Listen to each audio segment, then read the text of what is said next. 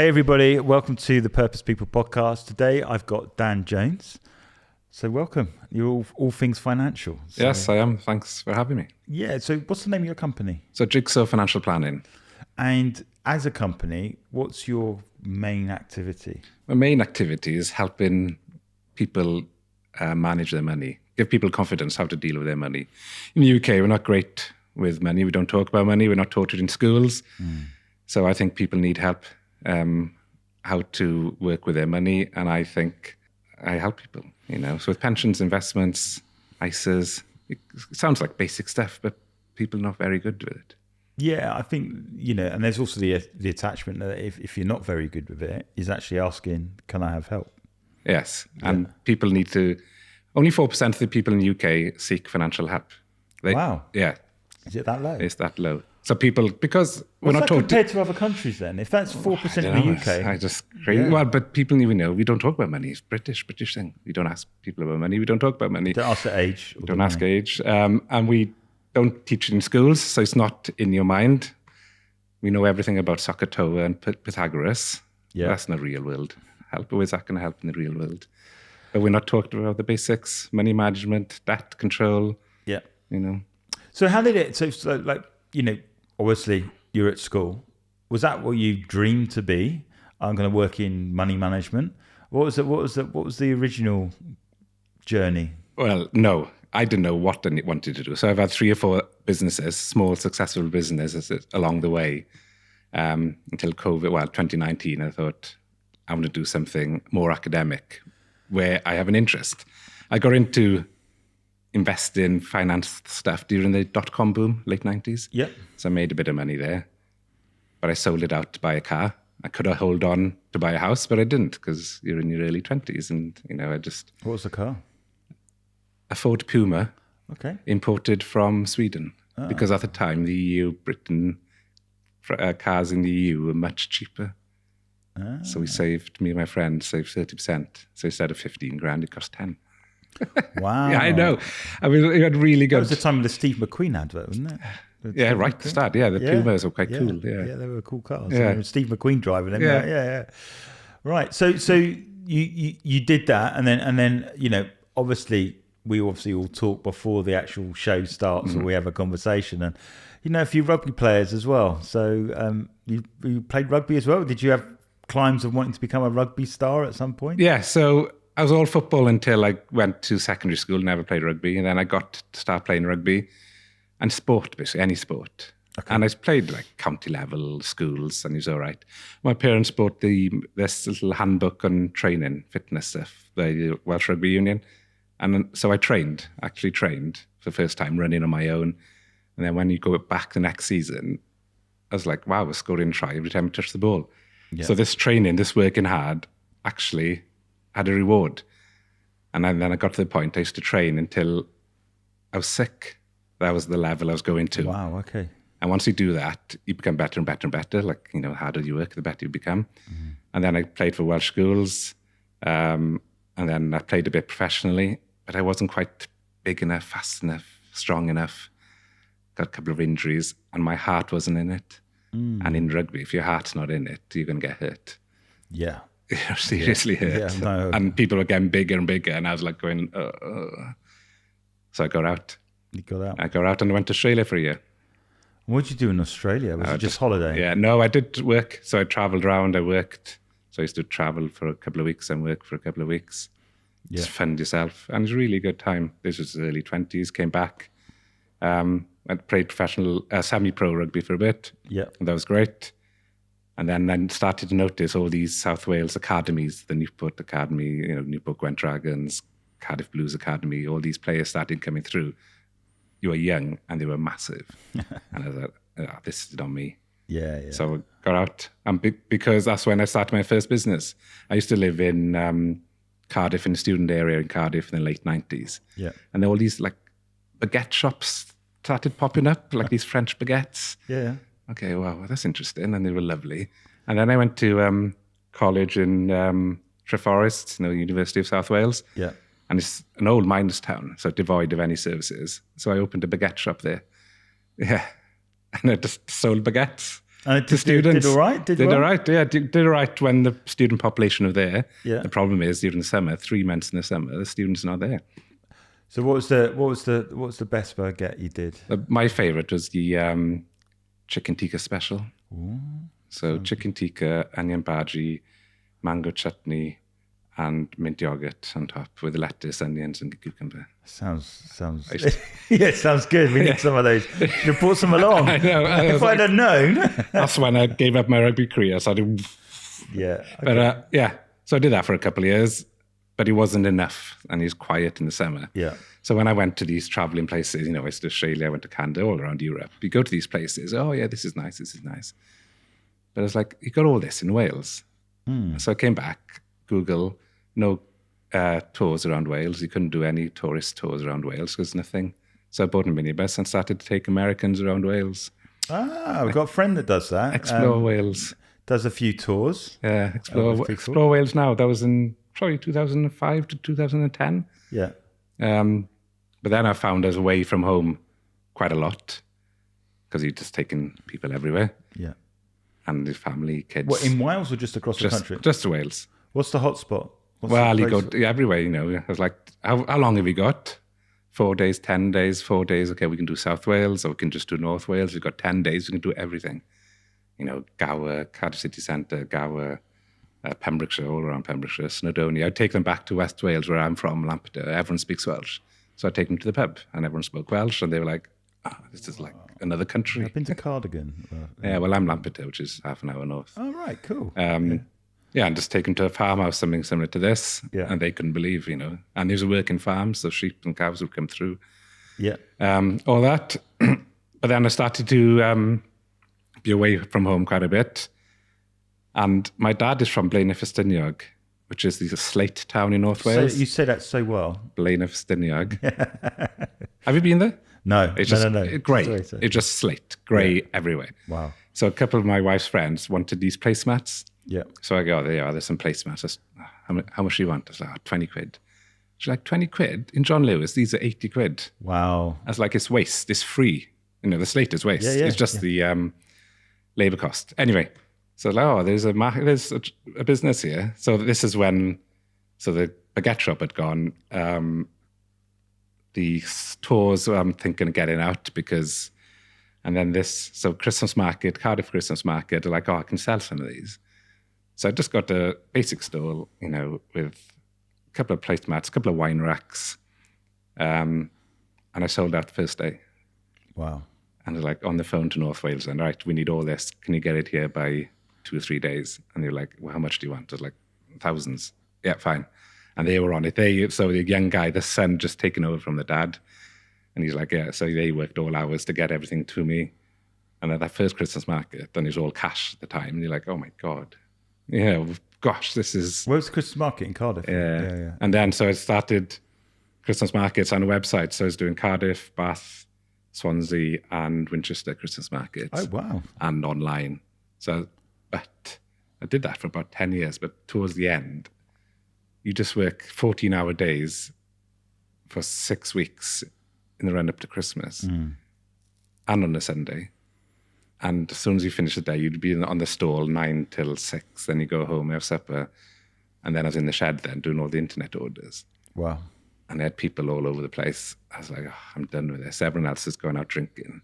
And you're still... I'm still there just until Christmas Eve.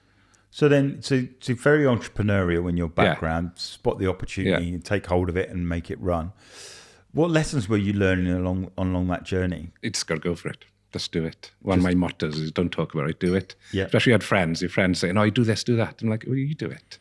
Yeah. Don't tell me what to do. You do what you think. I'll do this. And 2019, I was having enough of the slate because of the Christmas run-in. And so Google, what can I do? Opportunity. It was the opportunity. And then I read about there's been a massive drop in financial advisors since the crash in 2008. Yep. Like they went from 250,000 to 50,000 advisors. Wow. Okay. So there's an opportunity there. So I phoned a friend of mine who's a financial advisor. What do you think? He's like, oh yeah, you'd be great. It takes years to build up. But yeah, it's a really good vocation. it'll take time. You're helping people. But once you get over that first couple of years, it's a really good job. So do you feel that all the other businesses essentially have prepared you to do what you're doing now? I think so, because this is my last bit. I'm not going to go on to another business. This is it. This is it. This is it. Because it's interesting. It's enough to keep me going. It's not horrible hours running all over the place. Yeah. I meet interesting people, and I'm fortunate the people I meet have been successful or are on the way to being successful. So they've got a story. So I enjoy hearing their stories, and I enjoy helping them. And everyone's in different stages of their lives. Yeah, and I think that's often what you'll find is like sometimes in financial management or IFAs or whatever, they don't necessarily get the ups and downs, the loneliness, the heartache, the highs, if you like, as well, of entrepreneurship. And the fact that you've been on that journey and you've done various different businesses. You kind of have a lot more empathy than most people would in terms of being able to build that business. Yes, I think I do. And because some people I meet and they want, can you do this, can you do that? I'm like in a position, no, you're actually not in a position to do that, you know. And I've thought about a job, they're trying to set up these businesses. I can see it's not going to work. They're talking about branding. They've got a 10 grand branding budget. I'm like, it's a small cottage industry. You're going to waste a lot of money. And some people I tell, consider a job in the public sector. Honestly, they look after you. I know you got to deal with stuff, but they look after you. They give you a nice chunky pension at the end. Yeah. And if you still want to do your business, try building it up on the side while you work in the public sector, especially in South Wales. Yeah. And they're like, I thought you were going to say, it's not. I can't do magic.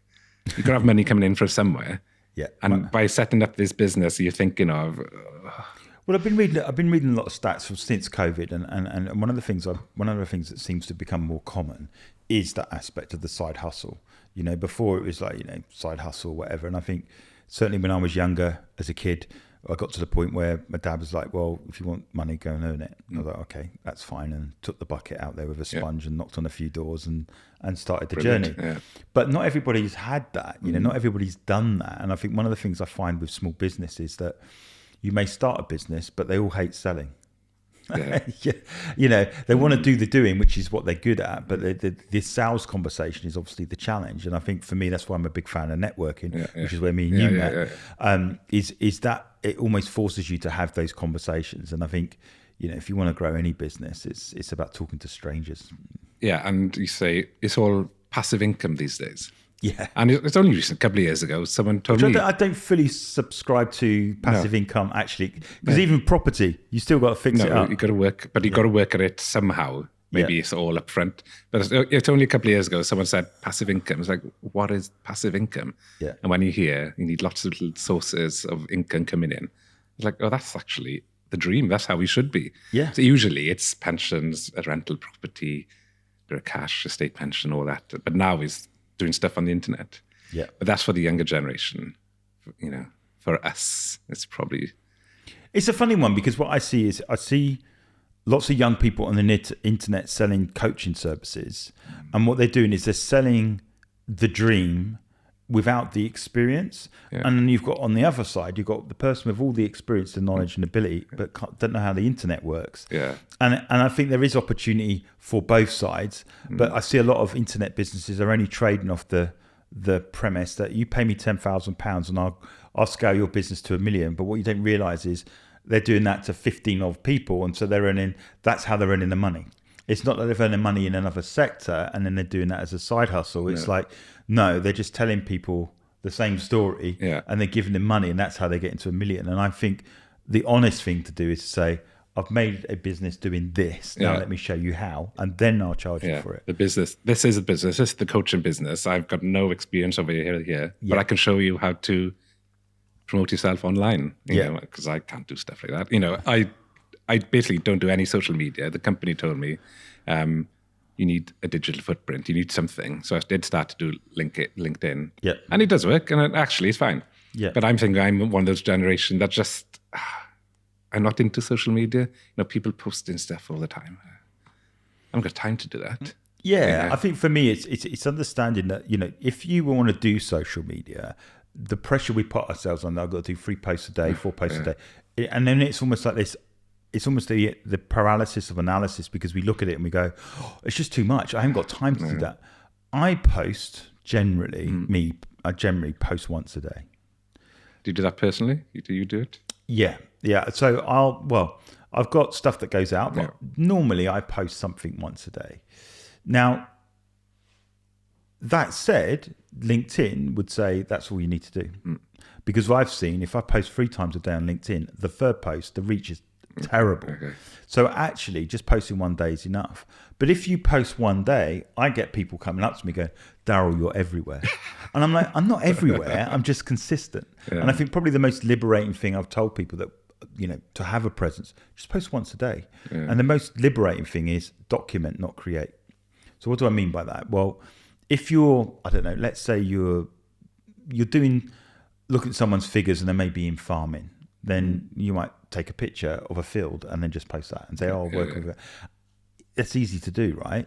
Or you've just had a client meeting and it's gone well, and you just show your notes, but not the figures or whatever. But what you're doing is you're documenting what you're doing, which is intriguing. And I think when you put people's pictures and faces and actual real stuff rather than stock stuff, they tend to get a lot of reach. It's funny you say that, because most of my posts, so I try and post 3 times a week. Yeah, which I do, and it's fine. And most of the posts are about people I've talked to. Although I haven't thought about how to document it. And I always change his or her, or change, tiny bits, because, client confidentiality and all that. But I do put figures in, and it's interesting, because when I talk to people, they're like, what do you want after this meeting? Where do you want to be? And like, I don't know, £500,000 pension. Okay, how are we going to get there? This is what you need to start saving here, start investing in this, use all the tax breaks that are available to you, and we can get there. And once you do, and you need figures, because people need to sort of understand where we're going. Yeah. I think, and I think you go back to what we talked about at the very beginning, where if you're consistent in just posting on a regular basis, eventually you will get the numbers, you will raise the profile of what you're trying to achieve. And I guess it's the same in business, is that if you know what you need to do on a daily basis and be consistent in that, it's like it will take care of the bigger picture. And I think often we're very much a live in the moment culture, society, live and let live. You don't know if you're going to make it to retirement, just carry on. And it's like, well, you might. I think your perspective does change when you have kids. Kind of, like, oh, hang on a minute, there's someone more important than me. And I think, but even that said, then there comes the argument where, I've started too late, I might as well not bother. Yeah, I thought that. But one of my colleagues, he went down the LinkedIn route, seriously. So he posts 1 a day, or 5 posts a week. But it took him a year to have any return. And now he's getting the return. And he always told me, it's going to take you a year, because that's what it took me. Yeah. So just keep posting. That's it. And you can see it happening. So I started off with like 84. Well, I started off with nothing. Yeah, of course. I'm 6 months in now, and I've got 420. Yeah. Everyone's like, it's brilliant. Keep going. So I just keep going. And I think it's interesting. And I tried to make. Have you done the LinkedIn newsletters yet? No, not yet. There's only so much time, but I agree. There's so much I can do. So LinkedIn newsletters, for the uninitiated and people out there, it's basically you create a newsletter. It's a post type. But what happens is once you post that, you can have subscribers, and it doesn't have to be. It could be like 200 words with an image and whatever. But the great thing is, like when you get a connection, you get like, well, everyone starts to see that, and then they tick and subscribe, and you can mail blast your 492 people and say, do they want to join? And then you can ask, hey, can you share it? And you go. And what we found is we've managed to build through the agency a lot of people's secondary database. So they've got their email database of clients, but they've also got a LinkedIn newsletter of people that they're regularly engaging with. And I think for me, it's not everyone knows that's a great, the tool exists, but it is a very good way of growing your numbers. More so than the company pages. The company page is very difficult to grow. Yeah. But your personal profile and sort of like the LinkedIn newsletter are a really good way of establishing yourself as an authority. Yeah. Because that's ultimately what it is. And I think, like with networking, it's not a quick fix. No. It takes time. It's doing conversations like this and getting to know one another. And I think sometimes we just want to spend £10 and make £1,000 instantly. That's not how it works. You know, it's the same. It's saying that if you want to meet your life partner, it rarely is the first person you meet, right? You might have to meet a few monsters to start off with and realize whether externally or internally. And eventually, you know, you find the right person, and actually you know what you're about as well. And this networking stuff, a couple of years ago, I was like, no chance to not doing networking, especially on Zoom. Forget it, you know. Yeah. And now, 2.5 years in, it's great. So I'm part of a couple of networks on Zoom, face to face, everything, and the connections you get it's not luck. You create your own luck. Yeah, you know, but you bump into people. Oh, yeah, part of this, part of that. I notice that. So, what do you say to people then about, you know, obviously looking at their pension, because that's obviously the main thing. What people look at is pensions and stuff. And someone there. I mean, you obviously get the advice that start as young as possible. Yeah, I get that, but what about someone who feels like, oh my gosh, I haven't even started? Yeah. I mean, what would you say to those types of people? It's never too late. Honestly, straight away. Most of my clients are 40s and 50s. And they all say the same thing. Should have started earlier. Yeah. But it's like, it's done now. Don't worry about it. Let's start now. Yeah. But people in their 40s and 50s usually earn a bit more, got less debt, settled in life. Yeah. So they can really start saving. And that's a great point, because you know, they earn more, so they can almost catch up to the years that they got lost. Yeah. And so in the UK, people don't save enough. Government recognise this, so they put in, you know, significant tax breaks in place for people who do save. Yeah. And the more you earn, the bigger the tax break. So it's the kind of benefit. It's called tax relief, but the more you earn, the bigger the benefit. So in a way, you can think the biggest benefits go to the people who earn the most, if they utilize it to its fullest. So it's basically, what you put into your pension, you can claim back the tax on it as long as it stays in your pension. Yeah. So you can put 60 grand in. And if you're earning six figures, you know, serious money, you're paying a lot of tax. Yeah. You know, a lot of tax. But if you put it into your pension, you can claim that tax back into your pension as long as you can leave it there until your late 50s. Yeah. If you're in your 20s, look, there's other things to worry about. Yeah. And I think that's it. There's a balance of living the life as well. Yeah. I'm not going out and waiting until I'm 50 because I'm putting all my money away. Yeah. Well, no, hang on a minute. You've got to get out there. Well, and I always say the most important thing is now. So I tell people, you know, talk about their futures, but now is most important. What do you need for now? How, you know, you need an amazing life for now. How can we achieve an amazing life now? So what gives you the greatest joy then? Because obviously you're doing this now, and like you just said to me, I ain't doing anything else. I'm doing this now. So what's the joy you get from doing what you do? Well, putting people where they want to be. What's your dream? Where do you want to be at certain times? Talking about the potential. You know, you could be over here if you started doing this and that. I talk about figures, and some people get really bogged down and worried. And I just show them. I do a cash flow analysis of their future, where they could be. And they're just so happy. You know, someone had a tear in their eye. Oh my God, I can't believe this. But I'm like, I'm not going to do this. You're going to do this. I'll just assist on the way. But there's a plan. Yeah, I think that's it. Yeah. So it's a financial plan. And everyone's different stages in life, earning differently. Some people like to spend loads. Some people don't. Most people I talk to are just normal people. 1 or 2 cars, not flash. Yeah. A couple of nice holidays. I want to lead a brilliant life. And like, well, I'll help you do that. Yeah. Coming back to figures, because I think I always tell this for compound growth, you know. Yeah. You talk about we didn't talk about compound growth in school, but I wish we did. Yeah. Because I had a local businessman come up to me last year.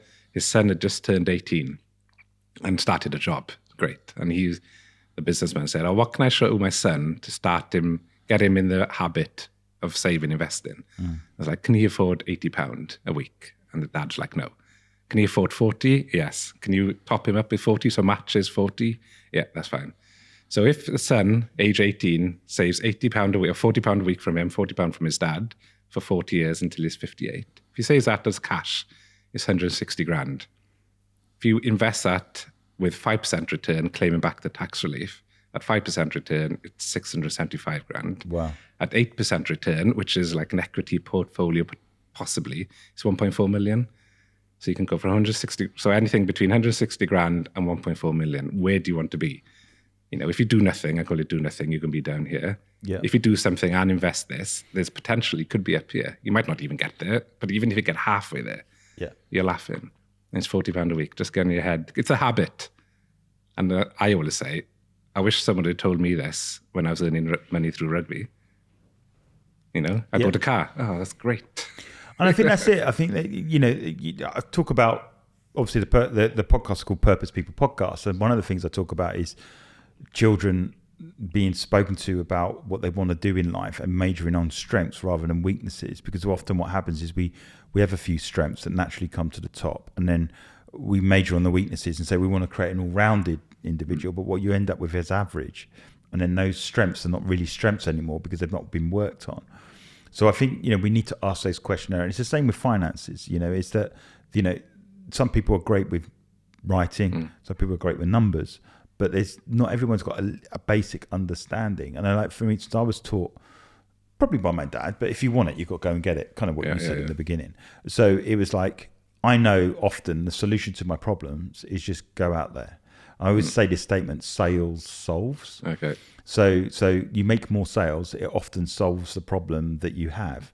And you can create a problem by going, I need more resources to get people to execute on the work. But the reality is it always starts with making more sales solves a lot of problems. Generating more revenue solves a lot of the challenges that you're going through. And for me, it's that was been in my DNA, and I think the saving being in your DNA from a young person, so it becomes a habit. Now I'm older, I'm exactly like that. And there's a famous Mark Twain quote. It says something along the lines of, when I was 17, I thought my parents didn't know a lot. My dad didn't know anything. But when I got to 21, I was surprised how much he had learned in those 4 years. And the point of it is, often we're young and we know it all. And as we get older, we realise that we don't know it all. And I think to get that into the education system would help so many people. And in entrepreneurship, a lot of us talk about it, but I'm still not seeing the curriculum changing. No. Well, Martin Lewis, the money saving expert, he's all over it, but nothing much is changing really. Yeah, you can talk about it, you can be on podcasts, but actually how do you change? And I think that might change with changing the way that we educate, because if the education system isn't going to change, then let's change the way we educate our kids, which is one of the reasons why we homeschool. So a couple of people last year, the year before, I was talking through their options, financial options and tax breaks and all this. And 2 people within a week of each other said, you should write a book. And then I was like, whatever. And I forgot about it. And then I started to think about it. I should write a book. Okay, what book can I write? So I wrote a book on financial education for teenagers. Okay. Money Matters Sorted. And it only came out like 6 months ago. I don't promote it. I just give it out for free to everyone I speak to. Yeah.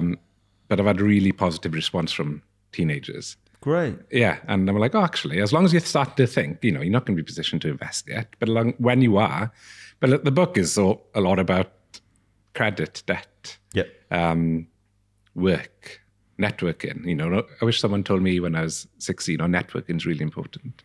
Yeah, it's a thing. It's a thing where, you're conditioned as a child not to speak to strangers, yet the answer to your problems is in other people. Yeah. And I think that for me, networking was transformational for me. Just getting out from behind my desk and just talking to people that I don't know. Listen, going into a room when you know no one is not easy, but staying behind a desk hoping you're going to get work is even harder. Yeah. Well, staying up behind the desk is easy because you don't have to do anything, but you won't make any money out of it. Yeah, exactly. That's what I'm point. Nothing's going to come in. No. You think, I'll get a cold email. You don't get anything. You need to get out there. Yeah. But once you start doing it, it becomes easier, doesn't it? Yeah, exactly. And I think, I think networking, I haven't got time. Well, then do it online and just give that a go. Yeah. You can literally log in, meet people from all over the world, and in an hour be done and carry on with your day. Because last week I went to like a networking event as such, but the Bank of England were doing a talk on inflation. Okay. Yeah, all graphs, all really interesting. Yeah. And you don't think of the Bank of England or in London. Actually, they've got offices all over the UK that go out to businesses to get, what's happening in the business, just get a feeling, and they feed back to London. That's fascinating. It's like, yeah, and they've had all these projections. It's great. So as a I'm not saying you're an economist or whatever, but what would be for entrepreneurs, what would be your top couple of tips in where people are saying, or financially uncertain? I'm hearing more stuff about now. Everybody's council tax is going to go up. Yeah. What would you advise an entrepreneur and a business owner in times like this? Because the more that gets amplified, then the more everyone gets nervous. And be careful of your spending. Everyone wants a marketing budget. Well, marketing budget could be 6 figures. Yeah. You could pay for this, pay for pay-per-click or SEO. Branding. Do you need branding for a small business? What do you want? Why do you need this branding? For everyone in the world to know? Because, and especially with a new business, websites can cost up to 10 grand. Yep. Do you need to spend 10 grand as a new business on a website? Probably not. It's going to be just for information. You can get a basic website. It'll do the job. The most important thing is you. So you get out there. You're free. Get out there, do as much as you can. If you're sitting at home thinking what to do, you're obviously not doing it, are you? So you need to get out there, talk to people, join these networking groups. There's loads of free groups as well. Yeah. You don't have to pay. I think you're the most important commodity, not a marketing budget or branding budget. Think carefully. Do you need to spend all this money on a brand new flashy website? How much money will that bring in? Is there any return? Probably not. Yeah, I think, I work in brand. So for me, it's a case of understanding where you are as a business and what kind of revenue that you think you can generate. And I think if you've not done those numbers, then you're unhealthily spending a lot more money waiting for a pie in the sky return. Yeah. I think if you are going to spend a lot of money on pay-per-click advertising or content, then you need a decent website that can handle that. Okay. But if your primary goal is networking, for example, you could probably build a smaller site. But now what you're doing is, rather than paying your money through pay-per-click advertising or content, you are the one that has to get out there. Yeah. And I think you can't spend all that money on an amazing website and not get out there. Yeah. Do you see what I mean? Because that's often what happens is they think, well, we'll build this amazing website and everyone's going to come to me. Yeah. And then won't spend any money after that because they've blown it all because they're not doing any content. And now they expect everyone. For me, what we've done as a business, we've got various different packages. Like we've got a launch package. And what the launch package does, we do the strategy stuff. We give you the marketing strategy of what need to do.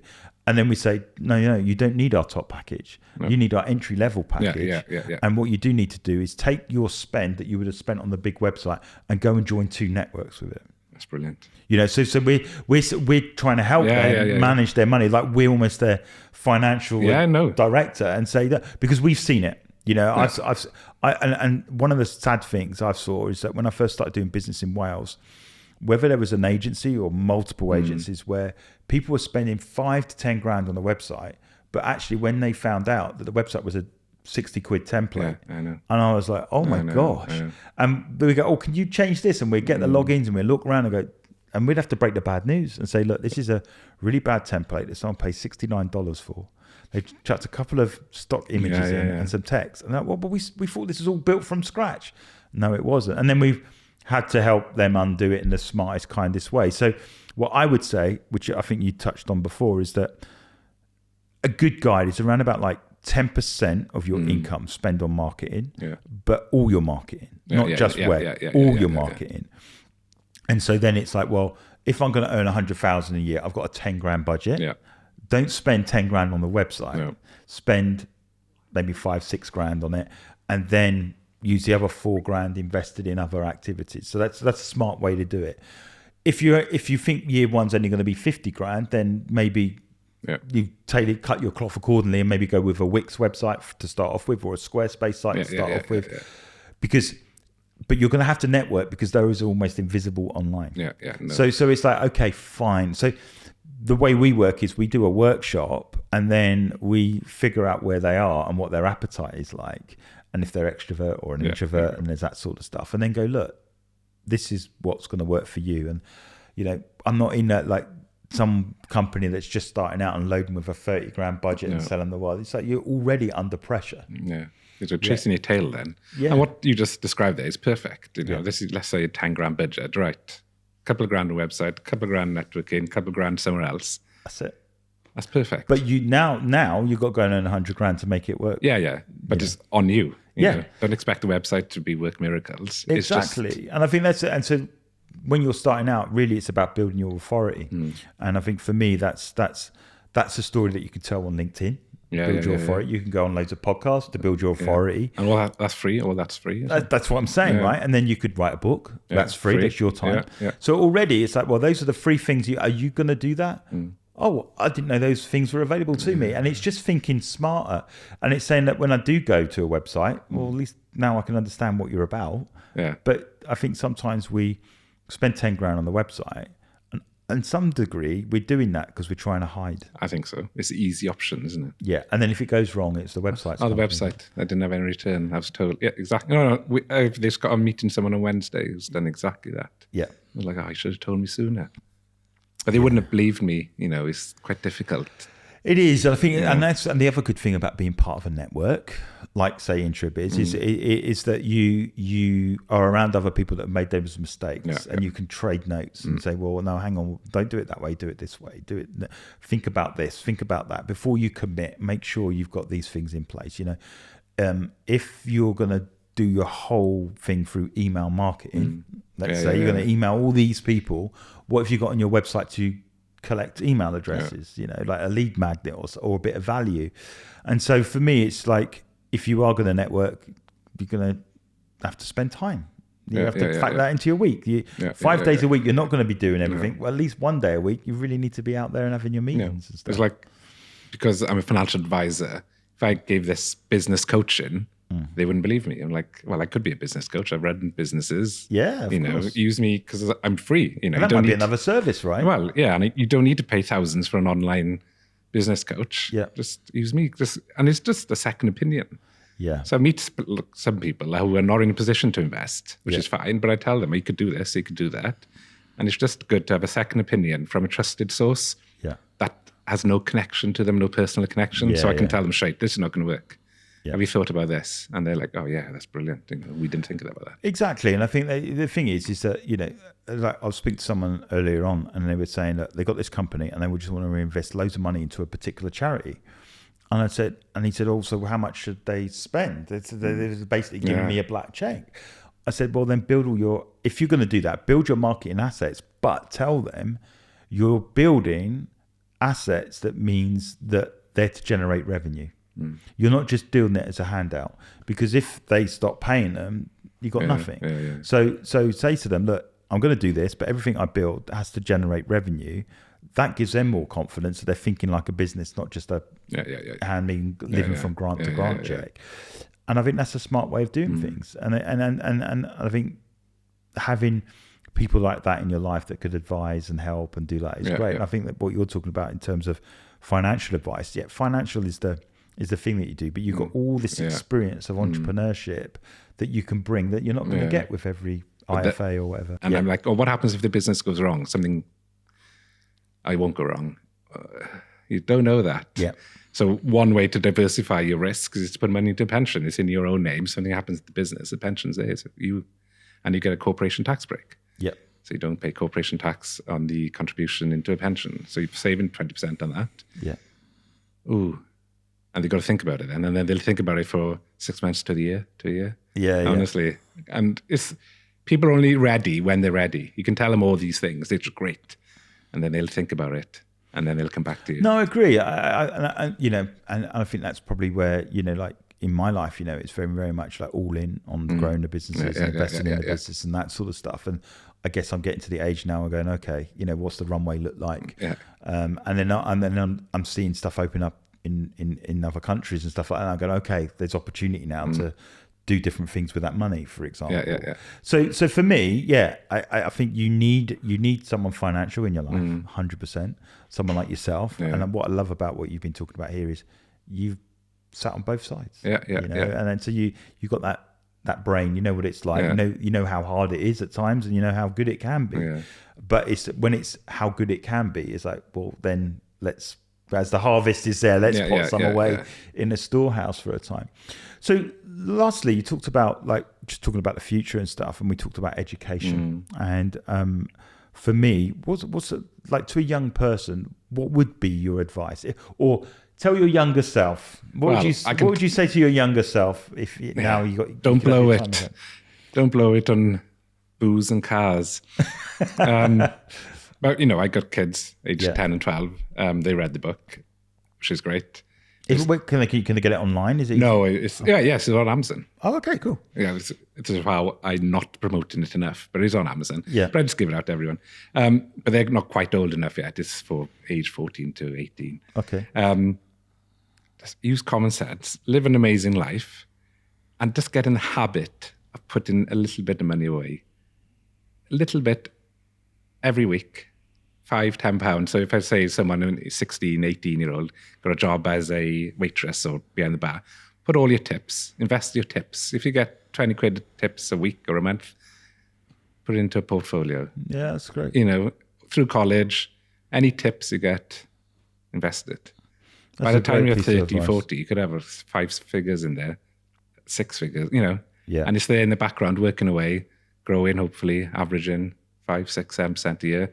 Anything that grows 7% a year doubles every 10 years due to compound growth. So if you do that, you'll be in such a strong position when you're our age, 40s and 50s, and you haven't really missed out on anything because it's not a massive amount to put it in every week.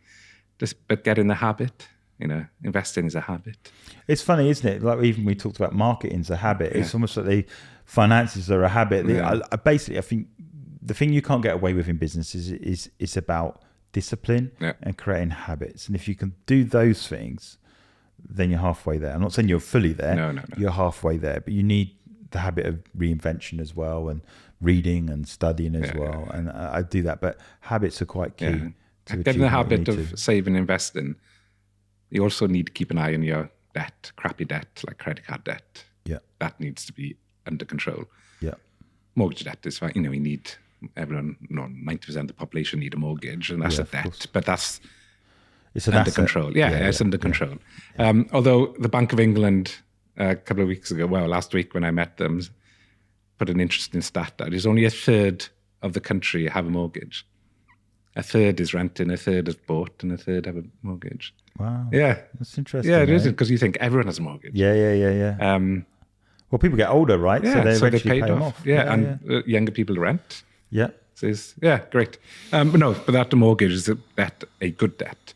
Crappy debt like credit card needs to be... Get rid of it. Get rid of it. Keep it tight, leash, have a plan. So how would people get hold of you? And what does the journey look like with yourself? Is it just go to the website and book an appointment? Yeah, go to LinkedIn. Find me on LinkedIn, Daniel Jones. You can go to the website. The website's very corporate. I'm going to look to get my own website because it's me. Mm-hmm. And get in contact. And all the meetings up front are free. There's no charge. Okay. There's only a charge if you become a client or we do some investing on your behalf. And then there's a commission charge. But up until that point, it's all free. So I'm always saying, you might as well pick my brains. Well, we definitely need to have a conversation. I need to have a conversation with you, and maybe we can help you in your website stuff as well. But, for me, it's a fascinating subject. I think what I love about the conversation today is knowing that you've got an entrepreneurial background, which is quite rare. It's quite funny you should say that, because I met someone 2 weeks ago, networking one-to-one. I met through network, so face-to-face. And that's all he wanted to know was what I'd done in the past. He didn't have any questions about financial advice because he knew everything about financial advising. Yeah. And that's all he talked about was what he'd do previously, the slate business. He's fascinated about going around Wales in a minibus. That's all he wanted to know. Wow. And the figures, how did you... Yeah, it's strange, isn't it? That's what... You've got to have a story. Yeah. No, it's been a great story today. So, Dan, thank you so much for taking time out and hanging out with us in the middle of the country. I'm glad you found us. Yeah, good. Thanks. Awesome. Hi, everybody. Thank you so much for listening to the Purpose People podcast. How you can help us is to like and subscribe our YouTube channel. You can also subscribe to our podcasts on Apple, Spotify, Google and Amazon. That helps us get our message out there to help people go after their dreams, double down on it and be successful in life on their terms.